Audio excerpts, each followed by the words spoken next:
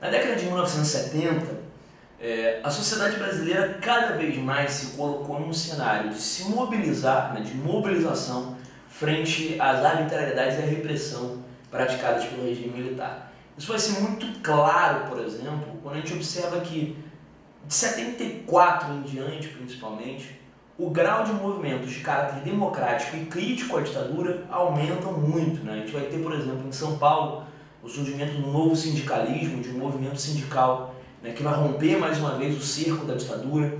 A gente vai ter organizações da sociedade civil, tais como a OAB, a Associação Brasileira de Imprensa, a Confederação Nacional dos Bispos do Brasil, todas se colocando num cenário crítico ao regime militar, de exigência de uma redemocratização. A gente vai ter o MDB, aquele tradicional partido de oposição ao regime militar, que também vai ser crítico ali ao poder estabelecido na época. Portanto, nesse contexto que a gente está falando, da década de 70 em especial, a repressão era extremamente criticada. E o que acaba se tornando simbólico, porque o presidente que assume em 74, o Ernesto Geisel, ele toma para si um discurso político, público inclusive, de evitar a prática da tortura dentro do exército. Acontece que exatamente durante o mandato presidencial dele que ocorre o episódio que culmina na morte do jornalista Vladimir Herzog. O Herzog ele era um jornalista de São Paulo na época, um editor de uma TV paulista, e durante a sua adolescência e durante a sua juventude teve contato ali com alguns membros do Partido Comunista, chegou a sediar em sua casa a organização de alguns encontros, mas não era nesse contexto uma ameaça ou um membro do Partido Comunista ou qualquer coisa do tipo. O Herzog é chamado para prestar depoimentos no DOI-CODE de São Paulo, pela Polícia Paulista, e no dia seguinte o Herzog amanhece morto.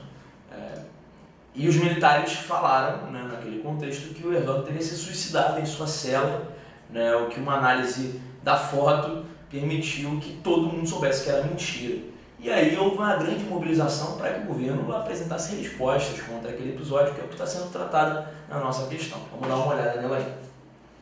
Diante dessas inconsistências e de outras que ainda preocupam a opinião pública, nós, jornalistas, estamos encaminhando esse documento do Sindicato de Jornalistas Profissionais do Estado de São Paulo para que o entregue à Justiça, e da Justiça esperamos a realização de novas diligências capazes de levar à completa elucidação desses fatos e de outros que porventura vierem a ser levantados. A morte do jornalista Vladimir Herzog, ocorrida durante o regime militar em 75, levou a medidas como o abaixo-assinado feito por profissionais da imprensa de São Paulo.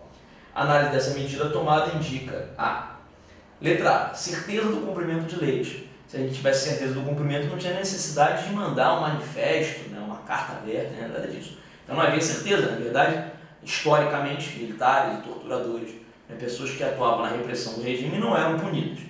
B, superação do governo de exceção. Ainda não podemos falar disso, afinal o governo de exceção continua, tanto que o cenário é um cenário que o Herzog foi morto dentro dos quartéis do Exército. Inclusive, para muitos historiadores, falar de superação do governo de exceção é algo super complexo até os dias atuais. C, violência dos terroristas de esquerda. Também não era um problema para esses homens da época. A sociedade civil se colocou contra determinados grupos de esquerda que adotavam práticas mais violentas. Houve um certo repúdio a esses grupos também, mas no texto especificamente a gente está falando da questão do Herzog. D, punição dos torturadores da polícia. Esse aí seria uma expectativa até, digamos assim, alta que a gente poderia ter. Não se esperava que torturadores fossem punidos nessa época. Por isso,